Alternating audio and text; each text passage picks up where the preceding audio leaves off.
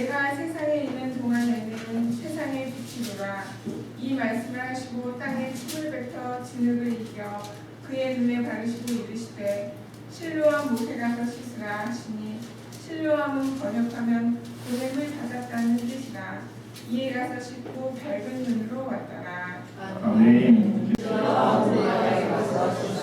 실로암 못가에 가서 씻으라. 자, 오늘 본문 말씀은 요한복음 7장부터 쭉 봐야 되는데 오늘 말씀 잠깐 아주 중요한 부분만 읽었습니다. 자, 오늘 본문에서는요, 태어날 때부터 맹인이라고, 우리가 시각장애인이라고 하죠. 시각장애인이었던 사람이 소개되고 있습니다. 그는요, 일생을 캄캄한 흑암 속에서 살다가 오늘 예수님을 만났습니다. 그리고 광명을 찾게 되었습니다. 그래서 세상에 나가서 예수를 전하는 증거자로 살아가게 되었습니다. 자, 이 사람에 대한 소개입니다. 그런데 어떤 마음이 여러분 드십니까? 어디서 많이 들어본 사람 같은데 혹시 그런 생각하지 않으셨습니까? 누구 이야기입니까? 바로 우리 얘기 아닌가요?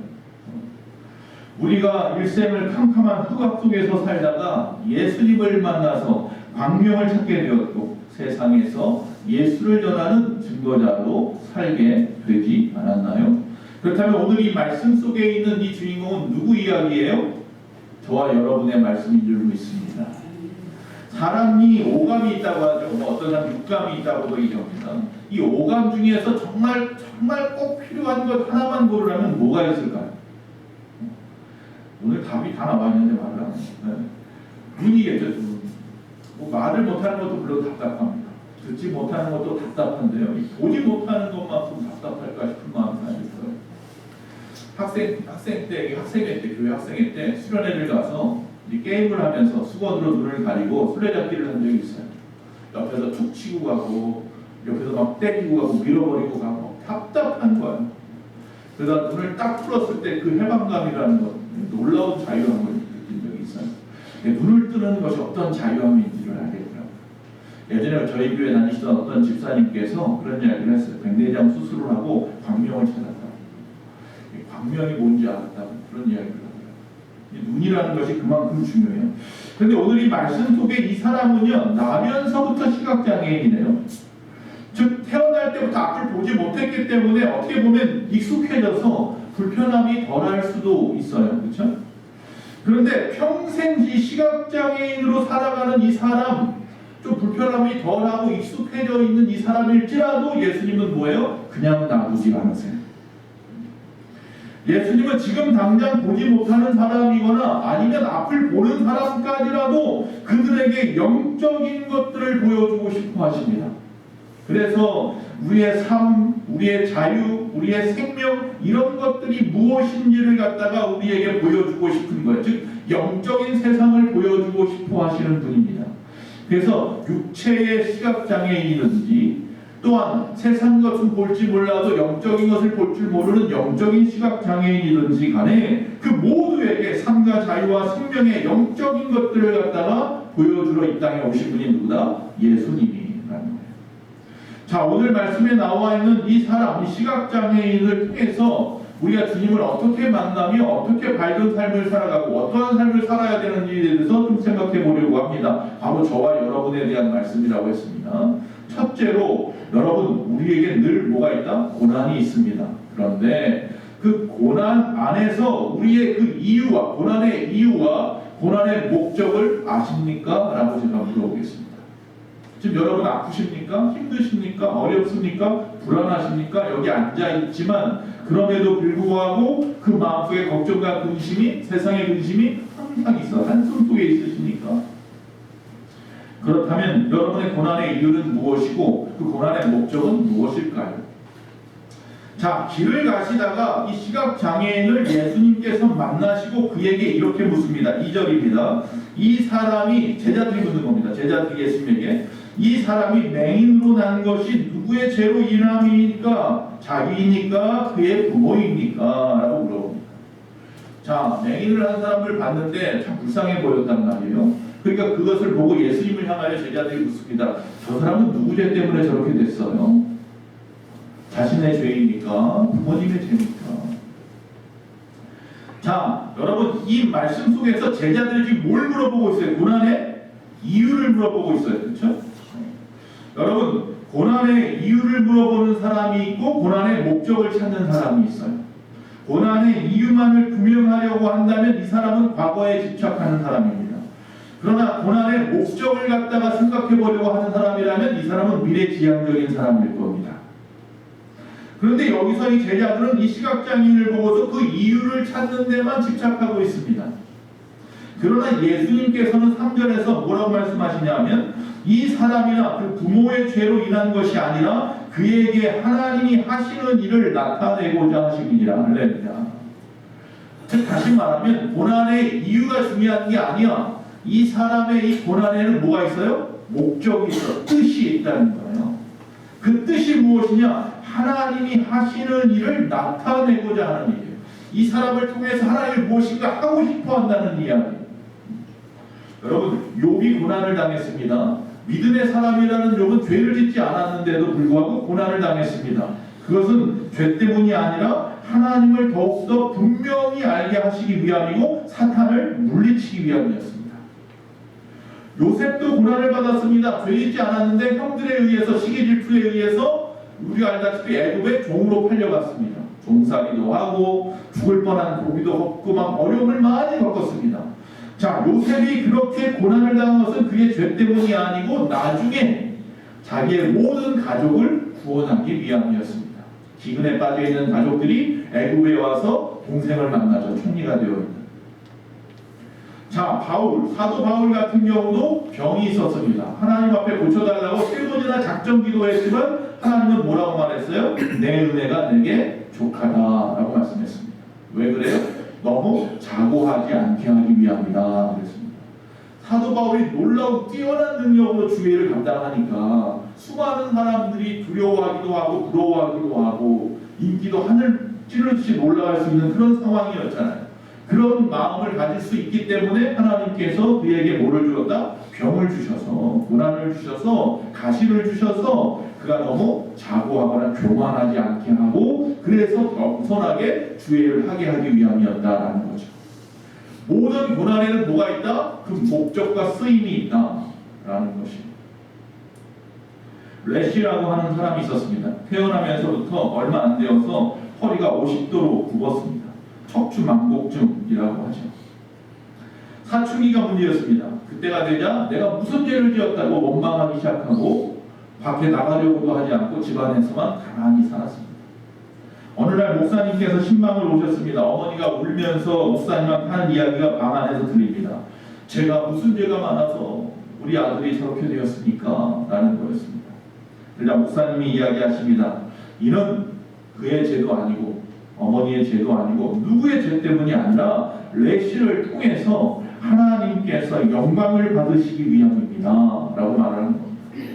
그 레시가 그 말을 갖다 방에서 듣고는 깜짝 놀랐습니다. 나의 이 비참함이, 이 어려움이, 이 엄청난 사건이 무엇을 위한 것이라, 무엇 때문에 무슨 이유로 이렇게 된 것이 아니라 무엇을 위한 것, 무슨 목적이라니, 그것도 뭐예요? 하나님의 영광을 위한 것이라니 라는 생각에 그 마음이 완전히 180도 바뀌었습니다. 그리고 문을 턱 차고 나왔습니다. 그리고 이 앞에서 목사님한테 신방 오신 목사님한테 안수를 받고 그 마음에 눈물로 다 쏟아버리고 분연히 일어났습니다. 열심히 공부했습니다. 그리고 신학을 공부했고 그리고 목사님이 되고 나아가서 자기처럼 장애를 가지고 있는 사람들을 위해서 열심히 복음을 증거했다라는 거죠. 결국 그의 척추망곡증은 뭐예요? 하나님의 영광을 위한 것이 되었습니다. 여러분, 여러분의 고난 앞에 이 왜라는 질문 앞에 집착해버리면 내가 왜 이런 어려움을 당하지? 여기에 집착해버리면 그 고난의 아픔에 더 깊이 빠질 뿐입니다. 우리가 헤어진 연인들이 밤새도록 그 슬픈 이별 노래만 듣잖아요. 그냥 눈물 밤새도록 흘리면서 고난에 빠져가지고 시리에 빠져가지고. 여러분, 그러나 무엇을 위하여라는 목적에 초점을 맞춘다면 고난을 통해서 하나님의 영광이 드러날 줄로 믿습니다. 어제 누가 그러더라고요. 그저께 어떤 분이 그러더라고요. 똥차가 지나가니까 새 차가 오더라고요. 그런 얘기가. 자기 아프니까 따니까 헤어졌는데 그렇게 얘기를 하더래요. 얼굴 표정이 변하지 않는 거예요. 막 울고 막 그럴까봐 걱정했는데 그러지 않고 씩씩하더라는 거예요. 왜 그렇게 씩씩하냐 그랬더니 똥차가 지나갔으니까 새 차가 올 거야. 그러더라는 거죠. 여러분, 고난을 통해서 하나님의 영광을 드러낼 수 있습니다. 할렐루야. 이 고난이 지나면 하나님의 영광을 드러낼 일들이 우리 앞에 있을 수 있어요. 자, 오늘 본문 앞에는 8장이 있죠. 오늘 주작을 읽었잖아요. 8장에 보면 예수님께서 초막절, 3대 절기 중에 하나인 장막절, 초막절을 갖다가 지키기 위해서 예루살렘에 오셨다가 마지막 날, 초막절 마지막 날에 일주일 동안 초막을 갖다가 장막을 지어놓고 애굽에서의 그 장막 생활을 갖다가 기념하는 거잖아요. 일주일 동안. 그 마지막 날에 이렇게 말씀을 하십니다. 많은 사람들 앞에서 나는 세상의 빛이요 내가 곧 진리니 진리가 너희를 자유케 하리라. 이 말은 뭐예요? 내가 누구라는 얘기예요? 메시아라는 이야기를 하시는 거예요. 그 말을 듣자 많은 사람들이, 특히 이제 지도자들이겠죠, 신성모독이라고 하면서 돌로 쳐 죽이려고 막 난리가 나서 도망을 쳤습니다. 자, 그러자 이 메시아를 못 알아보던 그 사람들, 즉 영적인 시각장애인이죠. 영적인 시각장애인을 피하여 오시다가 오늘 누구를 만난 거예요? 육체적인 시각장애인. 바로 이 사람을 만나는 거예요. 여러분, 이게 우연일까요? 이미 하나님께서 다 예비해 놓은 사람이에요. 그날을 위해서 이 사람은 수십 년 동안 시각장애인으로 살아왔던 거예요. 우리 만남은 우연이 아니야. 믿습니까? 저는 그래서 그 만남이라는 노래를 뭐라고요? 보험성가라고 생각한다니까. 정말 잘 썼어요. 물론 집사님이 부르셨지만 그것은 우리의 바램이었어. 그 다음에 뭐예요? 사랑해 사랑해 너를 사랑해. 할렐루야. 이 시각장애인이 아마 이 노래를 부르고 있었을지 몰라요. 우리 만남은 우연이 아니었어. 그것은 우리의 바램이었어. 사랑해 사랑해 너를 사랑해. 예수님과 이 사람이 그렇게 만났어요. 할렐루야. 여러분의 지금 고난은 우연이 아닙니다. 할렐루야. 차라리 우리의 바램이었을지 몰라요. 주님을 사랑한다고 고백할 수 있는 귀한 계기가 될 줄로 믿습니다. 자, 이 초막절날 세상의 빛이라고 말씀했단 말이에요. 진리라고, 내가 메시아라고, 하나님이라고 말한 거예요. 자, 그 말의 뜻을 갖다가 위해서, 그 말이 진실임을 드러내기 위해서 미리 준비됐던 사람이 이 시각장애인이었던 거예요. 여러분의 지금의 고난은 우연이 아닙니다. 할렐루야. 주님의 뜻이 있습니다. 그렇기 때문에 그 문제를 해결해야 하는데, 해결하려면 누구를 만나야 된다? 오늘 시각장애인이 누구를 만났다? 주님을 만난다. 할렐루야. 둘째로, 그래서 우리는 고난의 목적을 알아야 하고, 둘째로 뭐예요? 주님을 만나야 합니다. 우리 안에는 이 시각장애인처럼 수많은 문제가 있습니다. 그러나 그 문제의 근본을 해결하려는 생각을 하며 살아가야 하는데, 즉 이 사람의 근본의 문제는 보지 못하는 거잖아요. 그럼 뭘 원해야 돼요? 보는 걸 원합니다. 이래야 되는데, 혹이라도 많은 사람들은 그 문제의 근본 해결, 원인을 해결하는 것보다는요, 그저 무엇을 먹고 무엇을 마시고 무엇을 입는 것에 대한 문제만 해결하라고요.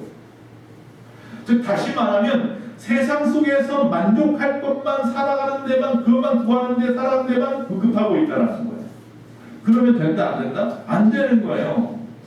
만약에 이 시각장애인이 예수님을 만나서 내가 원하는 것을 내가 줄게 라고 했을 때, 나 지금 당장 배가 고프니까 빵 한 쪽만 주세요. 그러면 빵 하나밖에 못 얻는 거예요. 그러나 이 사람은 근본의 문제를 정확하게 알았고 그것을 갖다 정확하게 구하는 거예요. 포기를 원한다는 거예요. 할렐루야. 여러분의 문제를 아십니까? 도대체 지금 왜 힘드십니까? 무엇을 여러분 구하십니까? 하나님 앞에. 정확한 근본의 문제를 해결해야 될 거 아닙니까? 지금 당장 돈 없는 게 문제입니까? 지금 당장 건강 잃어버린 게 문제입니까? 도대체 건강을 얻으면 뭐 하실 것이며 돈을 다시 주면 무엇을 하실 텐데 다시 옛날처럼 살아갈 겁니까? 근본의 문제를 해결해야 됩니다. 예수님을 만나야 해결됩니다. 이 문제. 4절에 예수님께서 이렇게 말씀합니다. 아직은 낮이라 나를 보내신 이의 일을 하지만 얼마 안 있으면 곧 어두워져 일할 수 없다. 즉 다시 말하면 지금은 아직은 예수님께서 너희와 함께 있으니 아직은 낮이야. 그래서 내가 하나님께서 나의 허락하신 나의 때에 나의 일을 하고 있는 거라는 거예요. 그러나 이것은 언젠가 떠나가야 할 일이, 즉 십자가의 죽으심에 대한 이야기를 지금 예언하고 있는 거예요. 자, 예수님께서 지금 이 사람에게 눈을 고쳐주시고자 하는 그 마음, 그래서 세상의 사명을 다 하려는 마음, 즉 내가 빛으로 왔다고 했고 빛 대신 사명을 직접적으로 시청각 교육처럼 많은 사람들에게 보여주시면서, 야 정말이네, 정말 예수님이 빛으로 오신 게 맞네, 정말 예수님이 메시아이시네, 이거 보여주려고 이 사람을 갖다 몇십 년 동안 놔두었다가 그 순간 만나서 그의 병을 고쳐주시는 이 사건이에요. 그 사람은요, 야 내가 무슨 죄를 지어서 몇십 년 동안 이 날만 기다리면서 어려움을 살았지, 이렇게 생각하지 않았을 거예요. 그 고침을 받는 순간에 나를 통하여 하나님이 영광 받으신 거예요. 이 사건을 통해서 예수님이 세상의 빛이라는 것이 드러난 거예요. 여러분 한 사람 때문에 예수님이 세상의 빛이심이 드러난다고 생각해 보세요. 이보다 귀하게 쓰임받는 도구가 세상에 어디 있습니까? 이 평생 이 땅에서요, 비루하게 살고 고난의 삶을 살았다 할지라도 그 한순간이라도 예수님의 영광을 드러내는데 내가 사용된다면 나의 저 하늘에서 영생한 삶은요 찬란한 빛일 거야. 할렐루야. 예수님의 사명은 무엇입니까? 그러면 이 땅에 이제 언제 좀 있으면 어두워진다고 했는데, 어두워지기 전까지 이 땅에서 그가 하신 일, 공생에게 하신 일은 뭐냐면 보내신 이의 일을 하였다라고 말씀하셨어요. 누가 보냈어요? 하나님이 보내셨죠. 하나님이 나를 이 땅에 보내셨고 내가 그 보내신 일을 하였다라는 거예요. 자, 이것을 육하 원칙에 의해서 보면 누가 하였다고요? 예수님께서 했다고요. 무엇을 했다고요? 보내신 이의 일을 했다고요. 자, 근데 우리가 어떻게 했느냐? 성경에 보니까 예수님 그 보내신 이의 일을 하기 위해서 두 가지 일을 합니다. 말씀과 기적이죠. 기적이죠. 말씀을 통해서 일하시고 기적을 베푸시면서 일하셨습니다. 왜 그렇게 하셨습니까? 결국 결론입니다. 죄인들을 구원하시려고 하셨습니다. 즉 예수님의 사명은 보내신 이의 일을 하는 것인데 말씀과 이적을 가지고 죄인들을 구원하시는 일을 하신 거예요. 그래야 되는 것이었어요. 그분의 일은 그것이었어요. 그래서 그분을 만나야 우리가 구원을 받을 거예요. 그분을 만나는 것이 세상 가운데 우리의 삶의 목적이 되어야 되는 거예요. 여러분의 삶의 목적은 무엇을 먹을까 마실까가 아니에요. 예수님을 만나는 거예요. 인격적으로. 그리고 그분을 세상에 전하는 거예요. 이게 바로 인생 근본의 문제를 해결하는 거예요. 예수님은 이 시각장애인을 만나시고 먼저 그의 시력을 회복시켜주기 위해서 하신 특별한 방법이 오늘 말씀에 나와요. 뭐 아이러니한 말, 이해가 안 되는 말씀. 6절과 7절에 보니까 땅에 침을 뱉어요. 그리고 진흙을 이겨요. 그것을 그의 눈에다가 바르십니다. 그리고 뭐라고 말하냐면 내가 나았다 이러지 않고요. 저 멀리 있는 실로암 물가에 가서 씻으라 이렇게 말합니다. 아니 예수님은 말씀이시라며요. 하나님은 천지를 뭐로 창조하셨다? 말씀으로 창조하셨고 지금까지도 수많은 병자를 말씀으로 고쳐왔단 말이에요. 그럼 이 병자도 똑같이 그렇게 하면 되는데 굳이 침을 땅에 뱉어서 흙을 진흙으로 이겨서 그걸 눈에다 바르고 그리고 그것도 모자라서 멀리 있는 앞도 못 보는 사람을 갖다가 멀리 있는 실로암까지 더듬더듬 찾아가가지고 그 못에다가 씻어야만 낫는다고 하니까 참 답답한 거죠. 여러분 알아야 됩니다. 이 사람은 지금 뭐예요? 하나님의 영광을 드러내기 위한 거예요. 그리고 그 하나 행동마다 뭐가 있는 거예요? 다 뜻이 있고요. 시청각 교육이에요. 내가 메시아심을 드러내기 위한 방법이 있어요. 그러니까 하나하나 좀 뜯어봐야 돼. 그래서 자 말씀으로도 굳이 말씀으로 세상을 창조하신 그분이 굳이 번거롭고 비위생적인 이런 방법을 통해서 왜 고치셨을까? 분명히 무슨 사인이 있을 텐데 성경에서 보니까 침을 뱉어서 고치는 경우가 이 사건 말고도 또 있어요. 예수님께서 마가복음 7장에 보니까 귀 먹고 말 더듬는 자를 갖다 고칠 때 혀에 침을 갖다 뱉은 다음에 손을 대시고 불을 갖다 낫게 하셨어요. 마가복음 8장 23절에도 보면 이 시각장애인을 고치실 때 눈에 침을 뱉으면서 안수하에서 고치셨어요. 자, 그때도 역시 침을 사용했네요. 자, 그런데 그때하고 다른 게 하나 더 있어요. 뭘 발랐어요?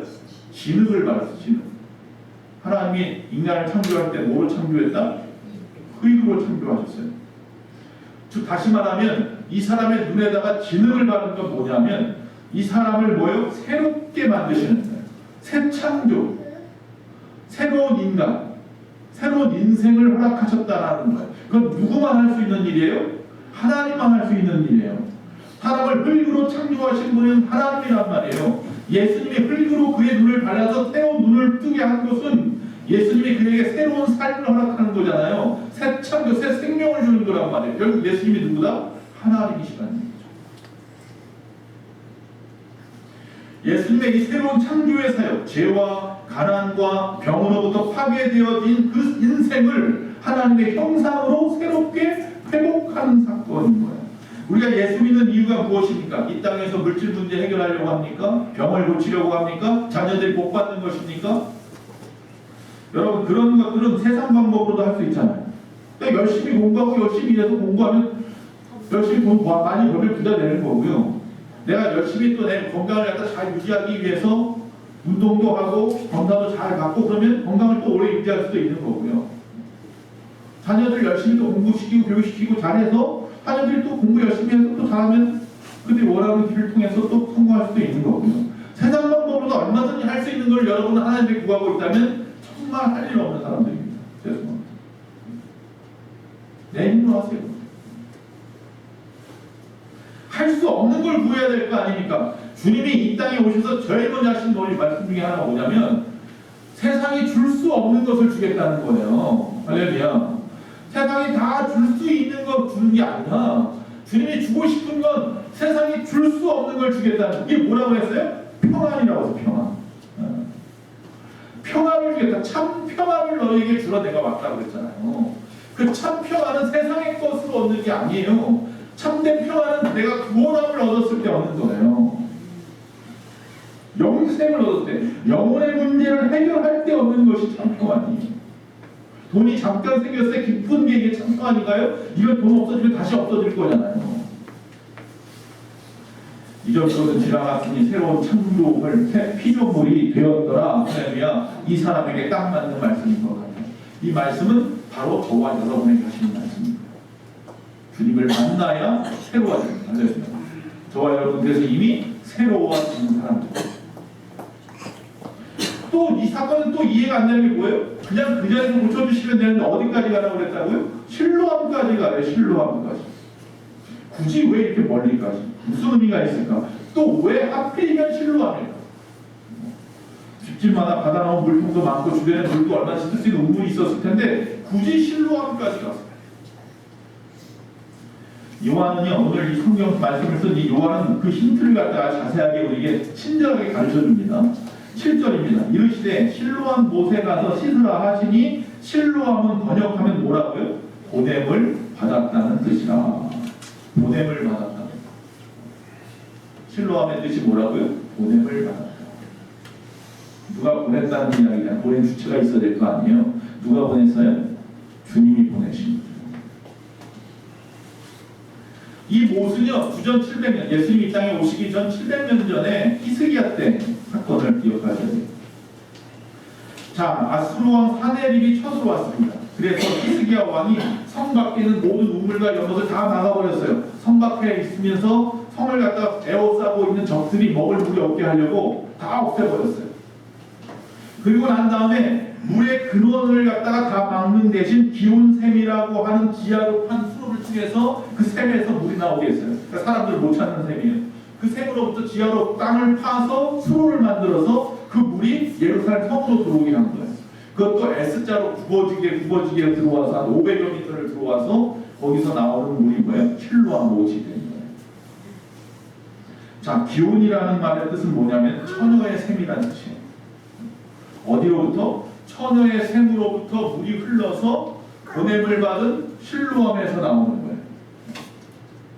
동정녀 마리아 처녀를 통해서 하나님께서 그를 보내셔서 그 보냄을 받아 이 땅에 오신 분이 누구예요? 예수 그리스도인 거죠. 그래서 보냄을 받았다는 것은 하나님으로부터 보냄을 받으신 예수님 당신을 상징하는 거예요.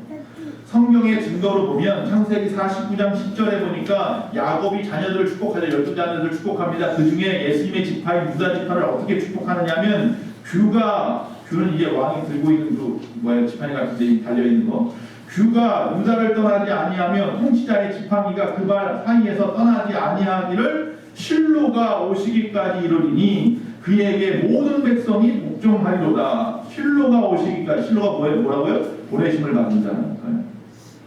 그가 누구예요? 메시아는.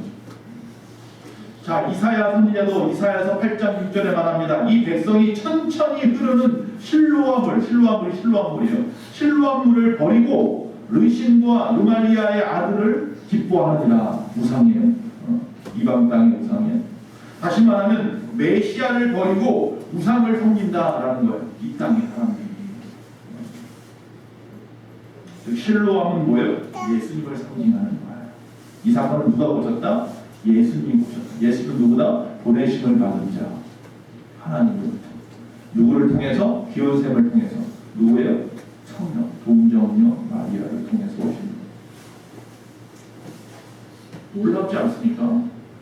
이 모든 일을 하나님은 이전부터 계획하고 계셨어요. 700년 전에 기온샘을 만들고 실로암이 나오게 해놓고, 그리고 예수님이 이 땅에 오셨다가 그 사람이 태어나게 하시고, 태어나면서부터 시각장애인으로 태어나게 하시고 기다리게 했다가 그 순간 정확하게 초막절 날, 마지막 날, 많은 사람은 돌로 맞아 죽을 뻔한 그날, 기어이 돌에 맞아 죽을 수도 있는 거 알면서도 내가 빛으로 왔다고 말씀하고 진리라고 말씀하시면서 그 길을 피해서 도망치다가 그 사람을 딱 만나는데 그게 우연이겠냐는 거예요. 하나님은 여러분이 이 땅에 태어나게 하신 것은 우연이 아닙니다. 제가 전에도 이야기했습니다. 첫째 딸은 저와 사모가 계획하고 낳은 딸입니다. 그런데 둘째 아들은 계획하지 않았습니다. 그런데 갑자기 연년생으로 태어나 버렸습니다. 그러면 그건 계획하지 않으면 우연히 태어난가요? 하나님의 계획으로 태어난 겁니다. 그러면 세상에 우연은 없습니다.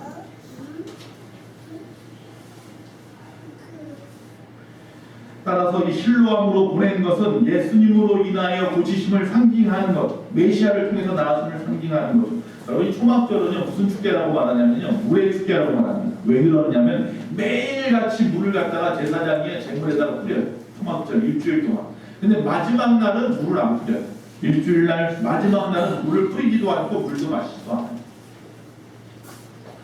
그날은 뭐 하는 거예요? 광야에서 물이 없었던 고난 시험하는 거예요. 고난 시험하는 거예요. 바로 그날, 물을 뿌리지 않은 그날, 마지막 날 예수님께서 굳이 오늘 요한복음 7장 앞에 부분에 보면 이런 말씀을 미리 던져놔요. 명절 끝날 곧 큰 날에 예수께서 서서 외쳐 이르시되 누구든지 목마르거든 내게로 와서 마시라. 나를 믿는 자는 성경에 이름과 같이 그 배에서 생수의 강이 흘러나오리라. 그랬어요. 일주일 동안 물을 쓰다가 마지막 날 물을 안 쓰는데 물 안 써서 목마른 그날에 예수님이 말하는 거예요. 누구든지 목마르냐? 내게로 와라. 할렐루야. 우리를 초청하고 계시는 예수님. 그래서 이 시각장애는 결국 앞에서 말씀하신 대로 세상의 빛이 되시고 세상의 생수가 되어 주시는 그 예수님, 즉 실로와이신, 즉 보냄을 받으신 그 예수님으로 말미암아 광명을 찾은 사건인 거예요. 누구예요? 바로 저와 여러분의 이야기. 결론적으로 이 실로암은요, 이 하나님, 예수님을 갖다 하나님으로 우리를 구원하시려고 이 땅에 오신 메시아이심을 증거하는 사건이고, 우리가 그 아들, 하나님의 아들이신 예수님을 만나야 구원을 이룬다고 하는 사인입니다. 자, 이제 만났으면 세 번째, 이제 그분에게 순종해야 될 줄로 믿습니다. 자, 기적은 어떻게 일어나느냐 하면요, 예수님을 만나야 기적이 일어납니다. 기적은 예수님의 것입니다.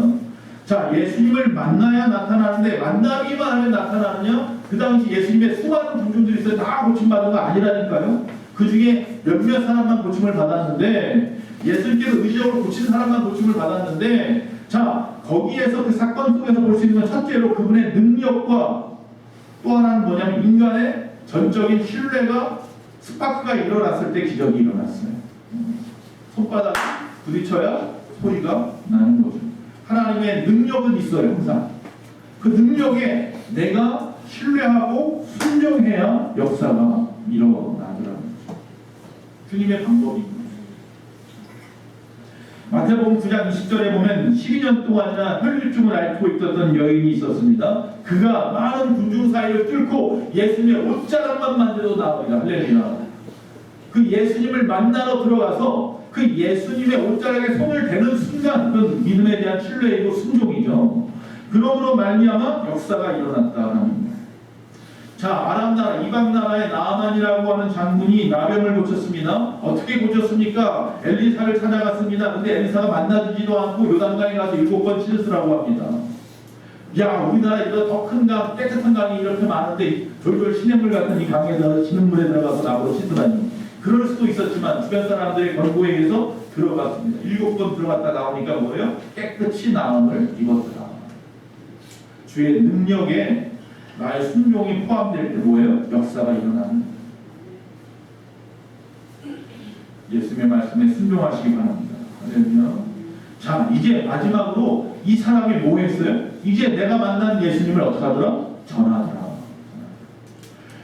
광명을 찾았습니다. 이제 광명을 찾은 것으로 할렐루야가 끝나는 게 아니라 이제 뭐예요? 세상에 나가서 찬양하며 영광 돌려야죠.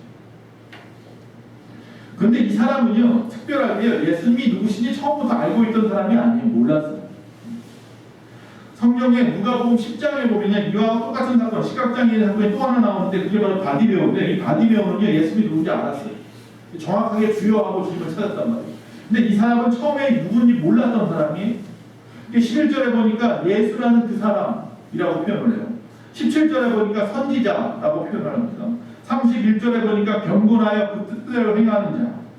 그러니까 36절에 보면 주여 그가 누구오시니까 예수님에게 부르는 주여. 여기서 주여는 하나님을 뜻한 주가 아니라 랍비 선생님이여 이런 뜻이에요. 주여 그가 누구십니까? 그러니까 예수님에 대해서 점점 뭐하고 있는 거예요? 알아가고 있는 거예요. 그 38절에 이르러서 드디어 뭐라고 할게요? 이르되 주여 내가 믿나이다 하고 절하는지라. 여기서 주는 하나님입니다. 그래서 이르되 주여라는 이르되라는 말은 확신에 찬 말, 에페 이런 말. 이제 내가 확실히 알았습니다. 당신이 뭐인지 주인지 주님이신지. 여러분 믿음이 점점 달아날 수 있는 그 방법 중에 하나가 기적의 역사예요.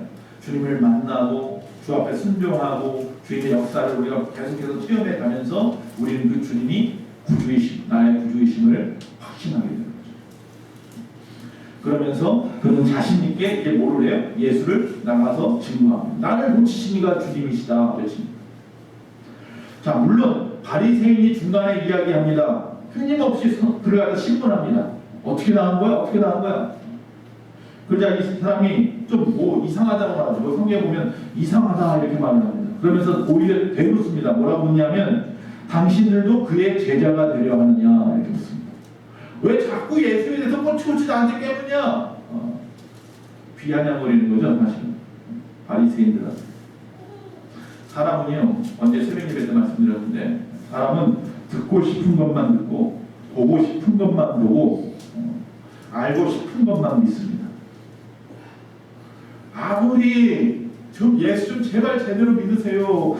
여러분 제발 뒤집지 마세요. 여러분 선하게 삽시다. 착하게 삽시다. 주 앞에 봉사하고 헌신하고 충성합시다. 예배 좀 잘 드리세요. 아무리 얘기를 해도 듣고 싶은 것만 듣고 보고 싶은 것만 보고 알고 싶은 것만 믿으려고 하기 때문에 쉽지가 않아요. 그게 영적인 시각장애입니다. 여기 바리새인은 아니 분명히 그가 선지자요, 그가 랍비요, 그가 또한 주님이시라고 이야기했는데 뭘 또 도대체 무슨 얘기를 하는 얘기야? 참 이상하네. 당신들이 그분의 제자가 되고 싶어서 그러는 거예요? 지금 이렇게 말하는 거예요. 그리고 나서 32절, 34절에 이렇게 말합니다. 이 사람 대단한 사람이에요. 창세 이후로 맹인으로 난 자의 눈을 뜨게 하였다함을 듣지 못하였으니 이 사람이 하나님으로부터 오지 아니하였으면 아무 일도 할 수 없으리다. 성경 전체를 통해서 봐도 소경이 눈을 떴다는 이야기가 한 번도 나오지 않아요. 이때까지. 그런데 내가 눈을 떴어요. 맹인이. 이거 놀라운 역사 아니에요? 이게 증거 아니야? 물론 외경, 토비서라고 하는 외경에 보면 토비시 스스로 눈을 떴다는 내용은 나오거든. 그런 성경이 아닌 외경이고요. 이사야가 그래서 29장 18절, 35장 5절, 42장 7절 세 번에 걸쳐서 이사야서에 뭐라고 말하냐면 메시아가 이 땅에 오셔서 맹인과 못 듣는 사람을 치유하리라고 예언을 했어요. 그러니까 그분이 오셔서 하는 일이 뭐냐면 맹인, 앞을 못 보는 자와 또한 못 듣는 자를 고쳐준다는 거예요. 그게 뭐라? 증거라는 거예요. 근데 예수님이 오셔서 그 일을 하셨지 않으시고, 그럼 이게 증거지. 성경을 믿는다면서 왜 그걸 안 믿으려고 해? 보고 싶은 것만 보고 싶다고, 듣고 싶은 것만 들으려니까 그러지. 여기 앉아있는 여러분들 중에서도 혹시라도 왜 내 신앙이 자라지 않고 왜 내 남편이, 내 아내가, 내 주변 사람이 변하지 않을까 생각할 때 그들은 끊임없이 보고 싶은 것만 보고 듣고 싶은 것만 듣고 알고 싶은 것만 믿으려고 하기 때문에 그래요. 여기 이 사람에 대해서 화가 났어요, 바리새인들이. 그래서 뭐라고 합니까? 핑계를 댑니다. 너 죄로 인해서 병이 들었던 사람이야. 너 죄 때문이야. 그래서 출교시킵니다. 유대교에서 출교를 시키려고 합니다. 그러자 그때 그 이야기를 듣고 예수님이 다시 그 사람에게 나타나서 위로하십니다. 할렐루야. 우리가 예수 믿는 것 때문에 핍박받을 수 있습니다. 그러나 예수님은 절대로 당신을 위해서 살다가 핍박받는 자들을 그냥 놔두지 않으십니다. 걱정하지 마십시오. 주님이 다시 만나 전화 위복의 기회로 삼아 주셨습니다. 자, 2007년 여름에 참 아픈 사건, 아프가니스탄에서 의료봉사 갔던 한 교회 선교단체가 몽땅 다 잡히고 두 사람이 죽임을 당했습니다. 순교를 당했습니다. 그 당시에 연일 언론계 사람들 사이에서 들끓었습니다. 그러면서 교회와 선교에 대해서 비판하기 시작했습니다. 예수를 믿는다는 것이 모든 사람으로부터 박수를 받으면 좋겠는데 얼마나 좋겠습니까? 그러나 그렇지 않았던 거죠. 하지만 예수님을 믿는다는 것은 세상의 논리를 포기한다는 것이고, 그러다 보니까 끊임없이 우리는 세상의 논리와 갈등 구조 가운데 있을 수밖에 없습니다. 그러나 중요한 것은 우리가 스스로 그 갈등 구조 속에 들어가 살고 있다는 거예요. 왜? 우리는 세상 사람들이 손가락질을 할지는 몰라도 너 유별나다고 말하고 너 고집불통이라고 말하고 너 참 융통성이 없구나 라고 말할지는 몰라도, 그러나 우리는 돌아갈 수 없는 강을 이미 건너가 버렸는데, 우리는 이미 진정한 가치가 무엇인지 알고 말았는데, 저 천국이 있음을 알아버렸는데요. 예수 믿으면 저 천국에 갈 수 있다는 걸 알아버렸는데요. 어떻게 다시 세상 사람들과 같은 논리로 살아갈 수 있단 말입니까? 혹시 오늘 말씀을 듣기 전에 고민과 질문과 의문과 갈등 속에 있었던 분이 있다면 여러분, 그것을 부끄러워하지 마세요. 그것은 이미 진지하게 하나님의 관계 안에 들어와 있다는 예증이에요. 세상 사람들은요, 고민도 안 하고 질문도 안 하고 의문도 없고 갈등도 없어요. 예수 믿는 하나님 믿는 것에 대해서. 39절 말씀에 예수께서 이르시되 내가 심판하러 이 세상에 왔으니 보지 못하는 자들은 보게 하고 보는 자들은 맹인이 되게 하려 합니다. 이해 안 되지 않습니까? 왜 보는 자는 맹인이 되게 하십니까? 세상에 본다고 말하는 자들, 하나님도 볼 줄 모르면서 영적인 눈도 하나 뜨여 있지 않으면서 우리가 틀렸다고 말하고 잘못됐다고 말하는 그들을 향하여서 주님 말씀하는 거예요. 본다고 말하는 자들은 오히려 맹인이 되게 합니다. 41절에 또 말씀합니다. 예수께서 이르시되 너희가 맹인이 되었더라면 죄가 없으려니와 본다고 하니 너희 죄가 그대로 있느니라.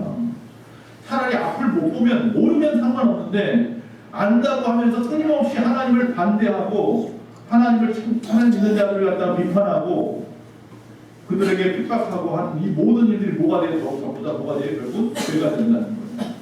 차라리 맹인으로 사는 게 나을 뻔했는데 본다고 하니 죄를 주는구나. 세상에는 두 부류의 시각장애인이 있습니다. 첫째는 영적인 시각장애인이고 하나는 정말 육체적으로 보지 못하는 분들입니다. 그러나 이 육체적으로 보지 못하는 사람들도 죄를 깨달으면 영적인 것을 볼 수 있습니다. 그러나 육적인 것은 보면서도 죄를 깨닫지 못하고 도무지 예수님을 알지 못하면 그는 영적으로 시각장애인입니다. 저와 여러분은 어디에 포함된 사람들입니다. 저와 여러분 아직까지도 주님을 갖다가 믿지 못합니까? 아니면 고민하고 있는 단계입니까? 이제 예수님을 만나십시오. 인격적으로 만나십시오. 보냄을 받으신 분입니다. 하나님의 일을 하라고 이 땅에 보내신 분입니다. 그분을 믿어야만 구원이 있습니다. 그래서 그 말씀에 순종함으로 문제를 해결받고 그래서 이제는 세상에서 하나님의 말씀인 그 예수 그리스도를 전하는 생명의 삶, 사명자의 삶을 살아가시는 저와 여러분이 다 되시기를 간절히 축원합니다.